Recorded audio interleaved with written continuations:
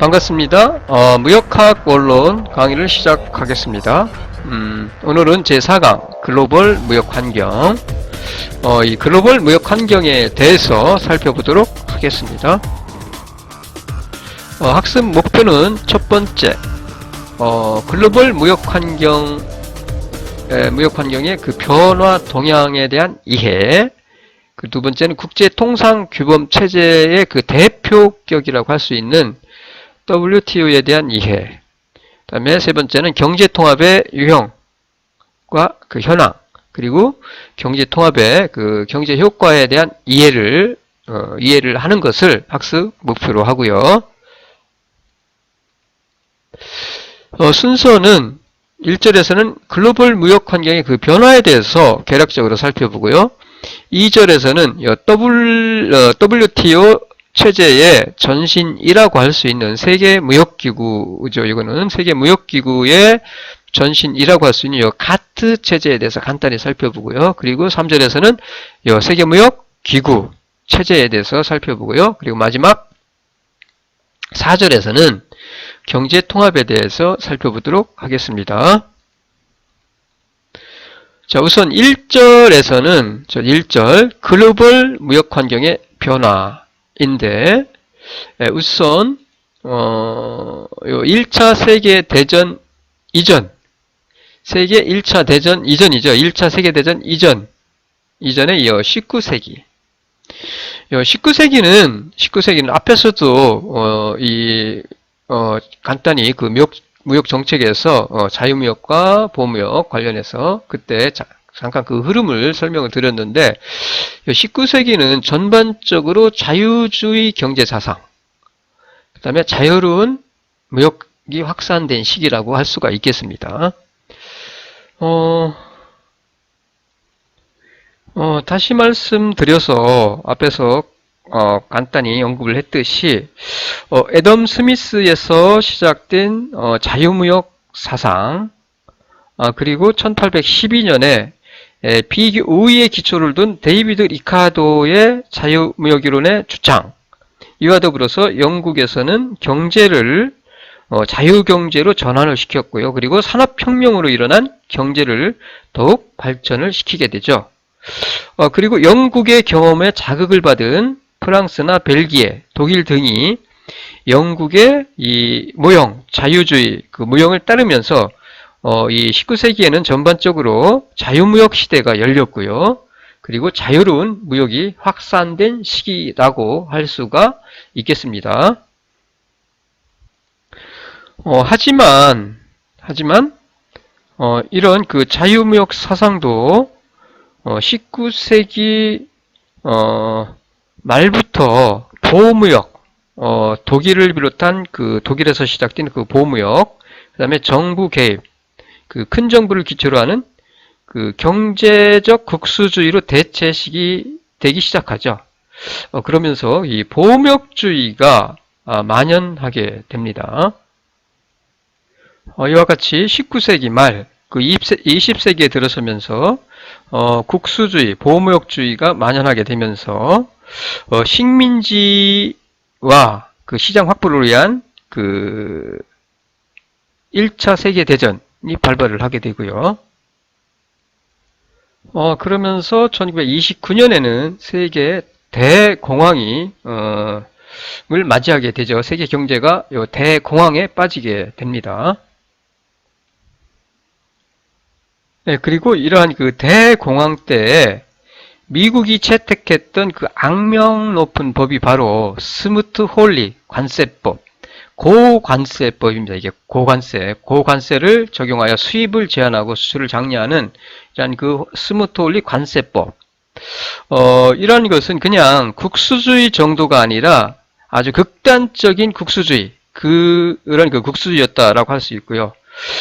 상대방이야 최악의 상황으로 내몰리든 말든 내 이익만 보호하자는 그런 것이었어요.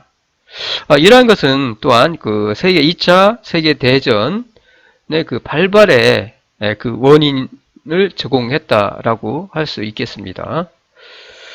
이와 같이 세계 1차 대전 이후에는 극단적인 국수주의, 보호무역주의가 기승을 부리고요. 그로 인해서 세계 경제는 순조롭게 발전할 수 없는 그러한 상태에 빠졌다라고 할 수가 있겠습니다.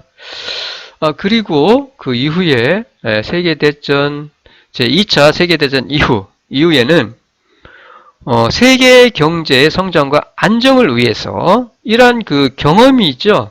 이러한 그 국수주의, 어떤 보호무역주의로 인해서 세계 대전도 발발할 수 있다라는 그러한 그 깨달음으로 인해서 이 세계 2차 대전 이후에는 세계 경제의 성장과 안정을 위해서 협력이 필요하다라는 것을 모든 나라들이 깨닫게 되고요. 그러면서 각종 경제 협력 형태가 성립하게 됩니다. 전후에 2차 대전 이후에 국가 간 경제적 마찰을 줄이고 국제 경제의 조화로운 발전을 도모하기 위해서 플래튼 우주 체제가 출범해요. 자, 세계 경제의 안정을 도모하고 성장을 도모하기 위해서 협력이 필요하다고 깨달으면서 이러한 그 플래튼 우주 체제가 출범을 하게 됩니다. 이 플래튼 우주 체제는 무역 부분에서의 이 가트,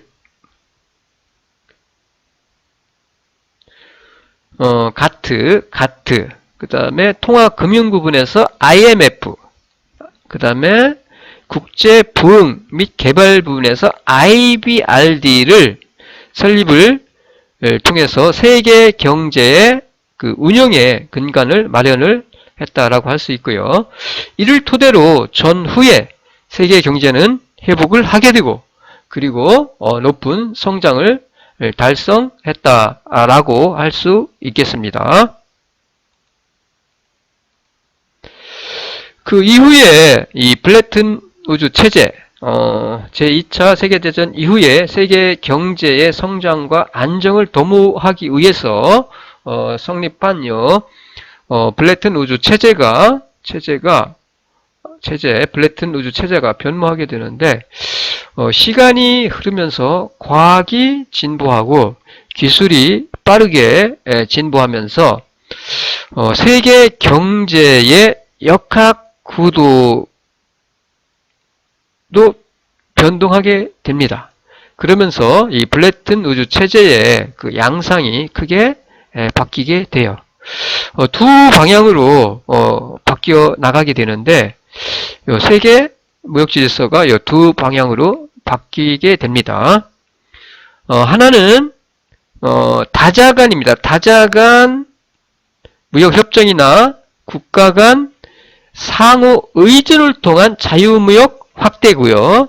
자, 다자간의 상호 의존을 통한 자유무역 확대라는 하나의 그 방향이고요. 또 하나는 지역별 경제 블록화 현상이라고 할 수가 있겠습니다. 다시 말씀드려서 다자간의 무역협정이나 국가 간 상호 의존을 통한 자유무역 확대로서 UR 협정이나 UR은 우루과이 라운드를 가리키고요. UR 협정이나 금융시장 및 통신시장 개방 협상 등등을 들 수가 있어요.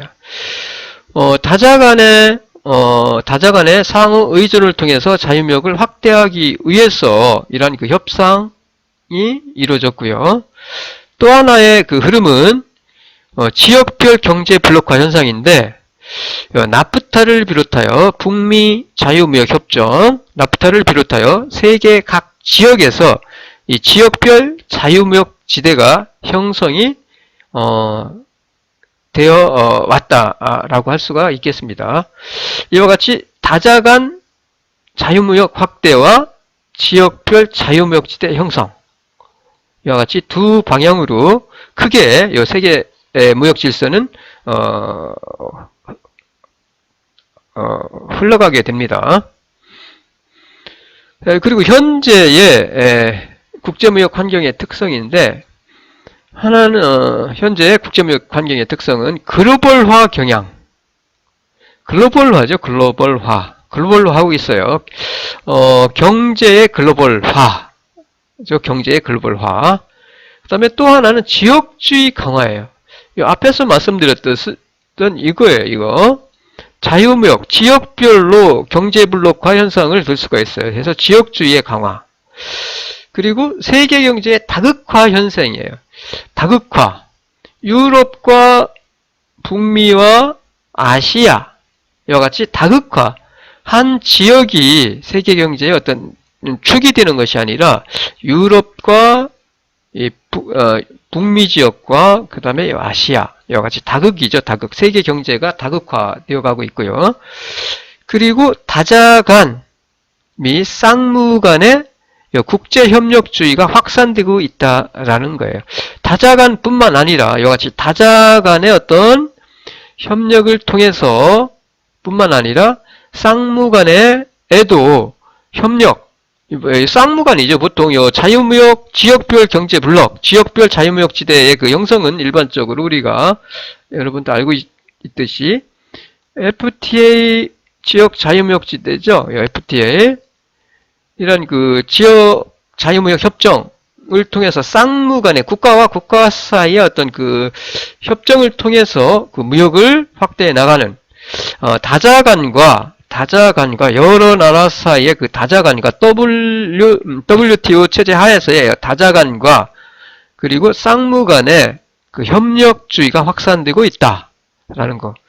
그리고 기술 및 지식의 중요성이 점점 더 증가하고 있다라는 것. 이게 바로 현재의 국제무역 환경의 특성이라고 할 수가 있겠습니다.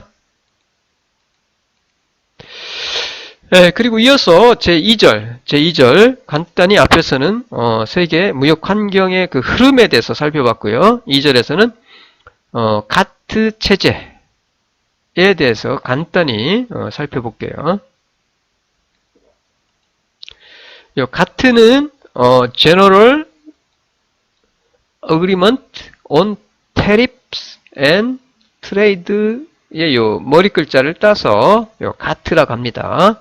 의미는 이건 관세죠. 관세와 무역에 관한 일반 협정이죠. 그래서 관세와 무역에 관한 일반 협정이죠. 이거를 갖다가 전후에 블레튼 우주 체제 하에서 성립한 체제죠. 이게 가트, 경제와 무역에 관한 체제로서요.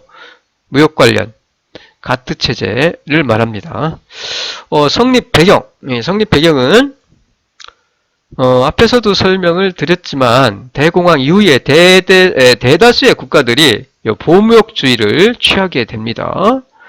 그러면서 국제수지 방어를 위해서 경쟁적으로 통화를 평가절하하고요. 보복적인 그 무역장벽을 설치해요. 그러니까 보호무역주의가 만연하게 되죠. 앞에서 간단히 언급을 했듯이. 그러면서 무역마찰이 일어나게 되고요. 그리고 무역마찰이 심화됩니다. 그러면서 33년에 미국은 근본의제에서 이탈을 하고요. 그리고 국제통화제도가 불안정해지고 그러면서 무역량이 급감을 합니다. 그러니까 이러한 그 보호무역주의의 만연, 극단적인 그 국수주의의 그 만연하면서 경제가 어려워지면서 국가 간의 마찰이 심화되면서 결국은 앞에서도 말씀을 드렸듯이 결국 이러한 그 보호무역주의의 그 만연으로 인해서 세계의 경제적인 측면으로 봤을 때 하나의 세계 2차 대전, 세계대전의 그 발발의 원인이 되었다라는 거고요. 이러한 이에 대한 그 반성으로 앞에서 간단히 설명을 드렸듯이 1944년에 브레튼 우즈 컨퍼런스, 브레튼 우즈 회담에서 국제통화제도의 회복 차원에서 IMF, 그리고 전후에 복구를 위한 그 IBED, 복구를 위해서 이 IBRD, 국제부흥 및 개발은행이죠, 이거. 국제 개발 및 부흥을 위해서 요 국제부흥개발은행을 창설을 했고요. 그리고 세계 무역체제의 질서 확립을 위해서 통화면에서는 IMF, 그 다음에 전후의 복구를 위해서는 IBRD를 창설하고요. 그리고 세계 무역체제의 질서 확립을 위해서는 ITO, International Trade Organization 설립의 합의를 보게 됩니다. 1944년에 블레튼 우주에서 이 블레튼 우주 회의가 열렸는데 이와 같이 IBRD, IMF 그리고 무역 관련해서 ITO 설립에 대해서 합의를 보게 돼요. 하지만 이 ITO 설립은 실패를 하게 되고요. 1946년에 실패한 이후에 1946년에 ITO 헌장의 초안 중에서 관세 및 무역에 관한 일반 규정 요것만 발췌를 해요. 해서 23개국이 서명을 하고요. 그러면서 성립한 것이 뭐냐? 요거예요. General Agreement on Tariffs and Trade, 관세와 무역에 관한 일반 협정입니다.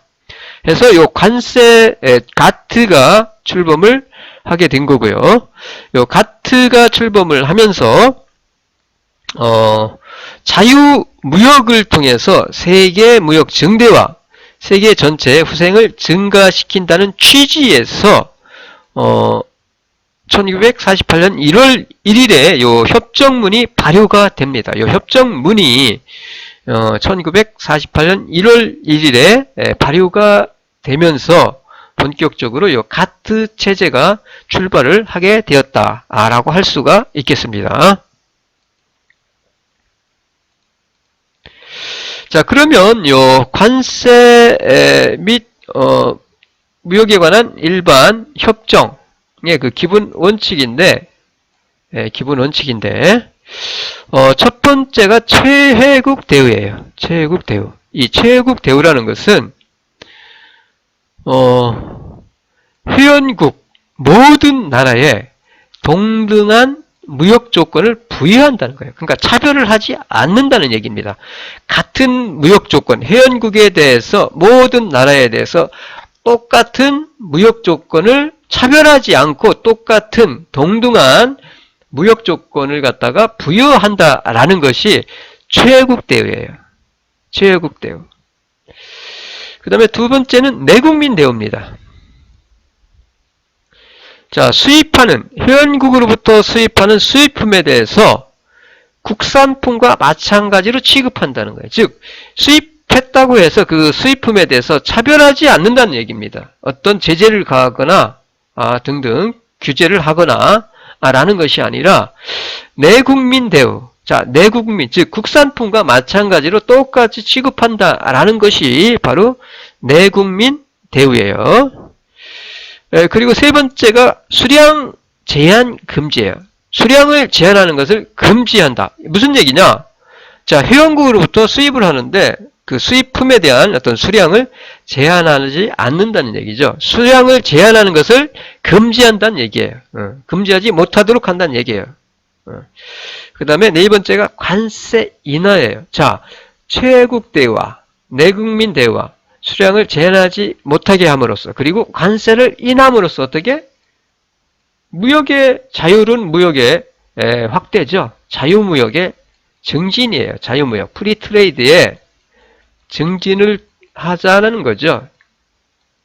자유무역의 증대, 이를 통해서 세계 경제의 발전을 도모하자라는 거예요. 세계 경제의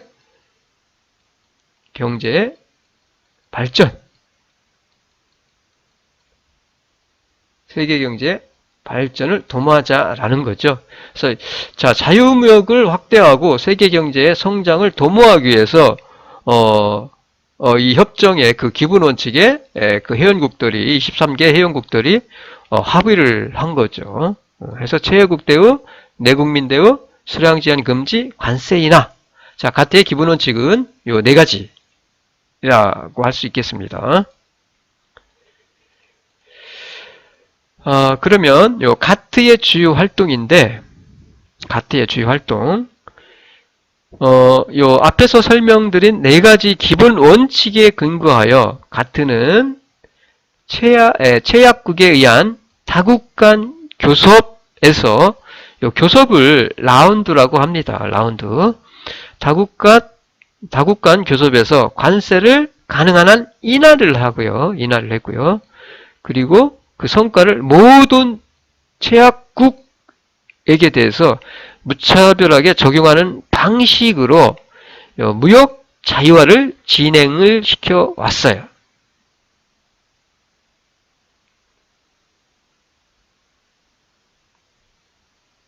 자, 라운드에서 교섭에서 관세를 가능한 한 인하를 하고요. 인하를 하고 그리고 그 성과를 모든 관세 인하에 합의를 하는 거죠. 그리고 그 합의된 내용을 그대로 모든 최약국에게 무차별하게 적용하는 방식으로, 그러니까 무차별 최혜국 대우잖아요. 똑같이 적용하는 거예요. 동등한 조건, 무차별하게 적용하는 방식으로 세계 무역의 그 자유화를 진행시켜 왔다라고 할 수가 있겠습니다. 제1회 라운드는 1947년에 시작되는데 제1회 라운드로부터 시작해서 1986년부터 94년에 앞에서 우리가 했던 우루과이 라운드 우루과이 라운드까지 8회의 라운드를 통해서 국제무역의 그 발전에 가트가 크게 기여를 해왔다라고 할 수가 있겠습니다.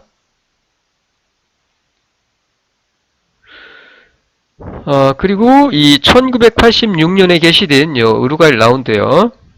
1986년에 개시된 우루과이 라운드의 목적 중 하나는 협정상 명확한 설치 근거를 확립하고요. 그리고 무역에 관한 국제기관을 설치하고 무역에 관한 국제기관을 설치를 하고요. 그리고 이를 통해서 가트 체제의 기능을 강화를 꾀하는 거였어요. 자, 무역 자유화를 위해서 라운드를 통해서 무역 자유화를 하고 그리고 이뿐만 아니라 이 우루과이의 목적 중에 하나가 바로 협정상의 그 명확한 설치 근거, 이 설치 근거를 확립하고요. 그리고 무역에 관한 국제기관을 설치를 하고 그리고 이를 통해서 가트 체제의 기능을 강화를 하고자 하는 그러한 노력을 해왔다라는 겁니다. 자, 이러한 그 교섭 결과 6월 8차에 걸친 교섭 결과 1994년에 WTO ITO가 실패를 했잖아요. 실패를 하면서 그 일부만 발췌를 통해서 가트가 성립했는데 결국 라운드를 통해서 이제 ITO 대신에 인터내셔널 대신에 월드를 써서 1994년에 WTO 협정이 성립을 하게 됩니다. 하게 돼요. 이 가트의 공인데 가트의 기여, 관세 장벽을 대폭적으로 경감을 했고요. 관세 장벽, 관세를 인하를 했어요. 인하하는 노력을 해왔고요.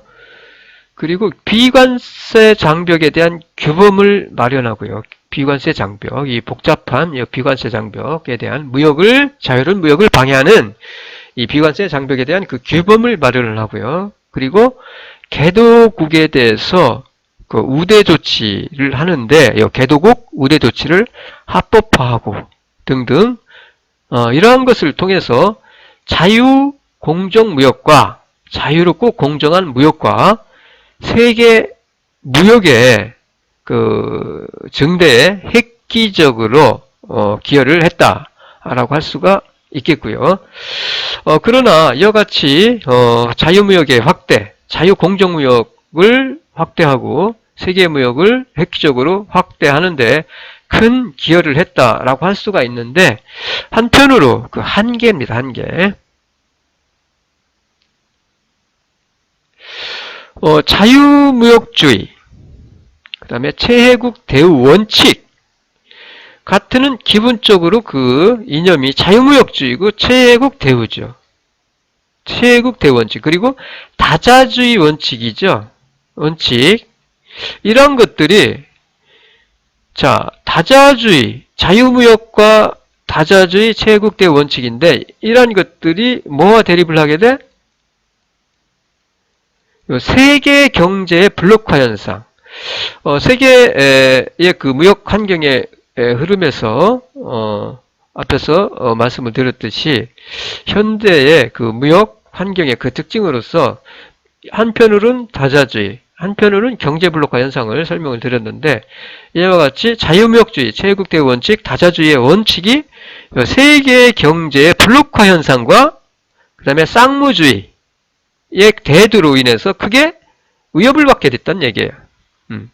다자주의가, 자유무역 다자주의가 경제 블록화 현상과 쌍무주의가 대두하면서 위협을 받게 됐다는 얘기예요. 그리고 또 하나는 임시 사무국적인 성격을 띄었죠. 가트는 하나의 기구가 아니라 원래 그 ITO에서 앞에서도 설명을 드렸듯이 가트는 하나의 기구가 아니었어요. 기구가 아니라 ITO 헌장의 그 초안 중에서 관세 및 무역에 관한 그 규정을 발췌를 해서 그 성립한 그 협정일 뿐이죠. 그러니까 가트는 그냥 임시 사무국적인 성격으로 출발을 했어요. 단지 그 협정 23개국이 합의를 통해서 관세와 무역에 관한 협정이죠. 협정 규정을 갖다가 협정을 한 기구 아니에요. 그냥 협정일 뿐이에요. 협정. 이런 그 임시 사무국적인 성격이었죠. 가트는 이와 같이 임시 사무국적인 성격으로 출발을 하여 국제기구로서의 그 체제가 갖춰지지 않았어요. 체제성에 미비했죠. 그리고 법적으로 그 구속력이 없습니다. 그 법적 구속력의 그 약화 등이 나타나게 되죠. 어떤 구속력이 없다는 얘기죠. 협정일 뿐이에요. 단지.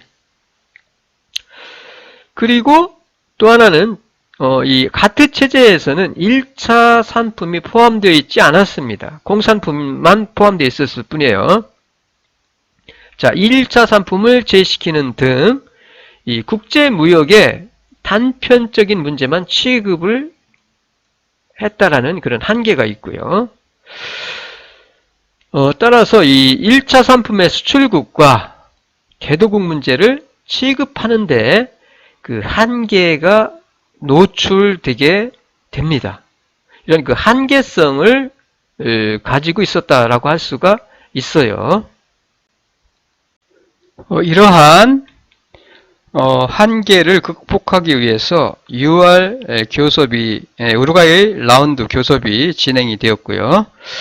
가트 체제의 기능을 강화하기 위한 WTO 협정이 1994년에 합의에 이르게 되면서 세계무역기구 WTO가 등장을 하게 됩니다.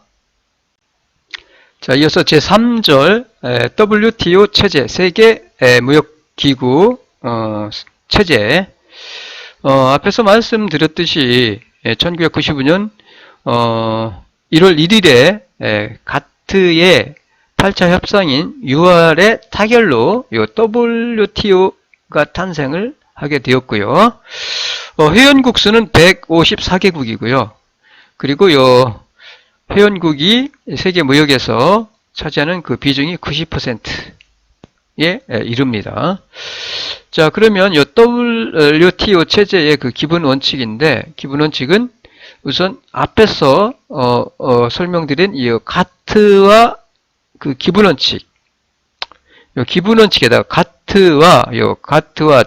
가트의 그 협정과 그 안에 들어있는 그 기본 원칙에다가 플러스 투명성의 원칙이 추가되게 됩니다. 행정이나 법이나 제도 운영 등등과 관련된 투명성의 원칙이 추가가 돼요. 그리고 가트는 앞에서 말씀드렸듯이 강제성이 없어요. 하지만 WTO 규범은 강제성을 가집니다. 자, 강제성을 갖기 때문에 협정 위반자에 대해서는 가트에서는 권고 조치로 끝나죠. 그냥 권고 조치로 끝날 뿐이에요. 강제성이 없어요. 가트에서는 권고 조치로 끝났던 것을 실질적으로 분쟁 해결을 위해서 상설기구인 분쟁 해결 기구를 설치하여 해결하도록 되어 있다라는 얘기입니다. 만약에 이 결정사항이 불이행 시에는 이 결정사항이 용이하게 집행될 수 있게 이 교차 보복을 갖다가 조치를 취할 수 있도록 하고 있어요. 자, 이행되지 않으면 보복할 수 있다라는 얘기죠. 우리나라가 일본을 WTO에 제소를 했죠. 일본이 그 한국에 대해서 그 무역 규제, 일본의 그 무역 규제가 관세 및 무역에 관한 그 일반 협정, 가트 규정이죠. 가트 규정 등 WTO 협정에 의배되기 때문에 우리나라는 일본 정부를 WTO에 제소를 했어요. 이와 같이 제소를 할 수가 있고요. 분쟁 해결 기구가 설치되어 있기 때문에 그 분쟁 기구를 통해서 해결을 할 수가, 제소를 통해서 해결을 할 수가 있다는 얘기고요. 그리고 결정사항이 불이행될 때는 그에 대해서 보복 조치를 취할 수 있다라는 얘기입니다. 가트와 WTO를 간단하게 정리를 하면은, 요약 정리를 하면은, 이와 같이 앞에 설명드렸듯이 가트 체제 하에서는 자유무역 확대를 위해서 주로 관세를 인하하는 데 주력을 했어요. 관세를 인하해왔어요, 주로. 그리고 그 대상이 공산품이었습니다. 공산품, 주로. 이에 비해서 WTO는 무역기구, 세계무역기구는 관세 인하뿐만이 아니라 플러스 비관세 장벽에 대한 그 철폐, 비관세 장벽의 철폐, 관세 인하와 더불어서 비관세 장벽의 그 철폐에도 같이 그 철폐를 위해서 그 노력을 하고 있고요. 그 다음에 대상은 공산품만이 아니라 가트에서는 취급이 안 됐던 1차 산품인 농산품도 대상으로 하고 있고요.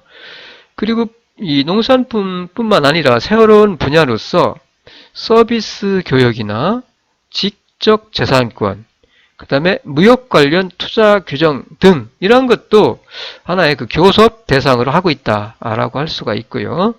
그리고 네 번째는 앞에서 설명을 드렸듯이 강제성인데, 규범의 강제성인데 가트에서는 권고밖에 할 수가 없어요. 강제성이 없습니다. 권고밖에 못해요. 권고하면은 이 권고에 따르면 좋은데 따르지 않아도 어떻게 할 수가 없죠. 하지만 WTO 규범에서는 의반자에 대해서 이 규범을 위반을 했을 때 WTO 규범을 위반을 했을 때 제재 조치를 할 수 있다는 얘기예요. 제재 조치가 강화됐다라고 할 수가 있겠습니다. 이와 같이 WTO는 하나의 기구로서 관세 인하뿐만 아니라 비관세 장벽을 철폐를 하기 위해, 무역 확대를 위해서, 자유무역의 확대를 위해서 관세 인하뿐만 아니라 비관세 장벽 철폐까지도 시장 개방 노력을 하고 있다라고 할 수 있고요. 그리고 대상도 공산품뿐만 아니라 농산품에다가 서비스 교역, 지적재산권, 무역 관련 그 투자 규정까지 그 대상으로 하고 있고요. 그리고 위반자에 대해서는 제재 조치를 할 수 있다라는 것, 이러한 그 특성을 지니고 있습니다. 시장 개방 확대 조치로서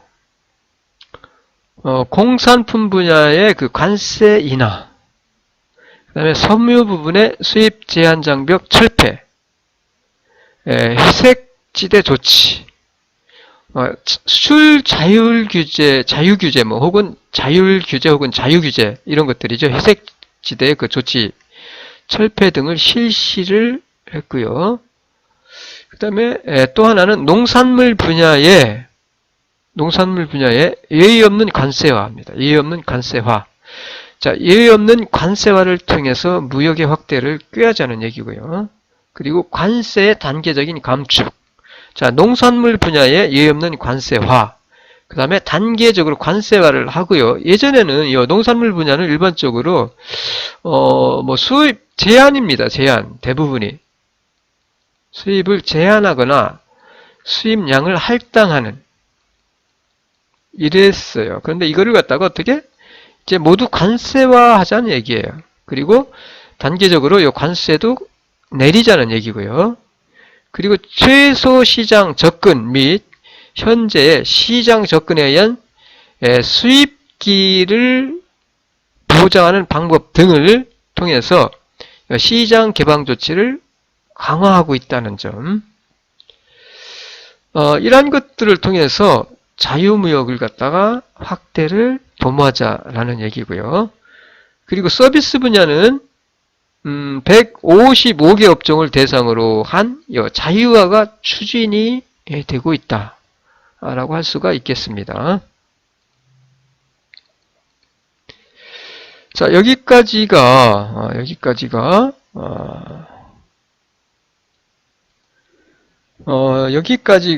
이상에서 1절에서는 무역 환경의 변화, 그리고 2절에서는 가트 체제, 그리고 3절에서는 WTO 체제에 대해서 살펴봤고요. 이어서 4절에서는 경제 통합에 대해서 살펴보도록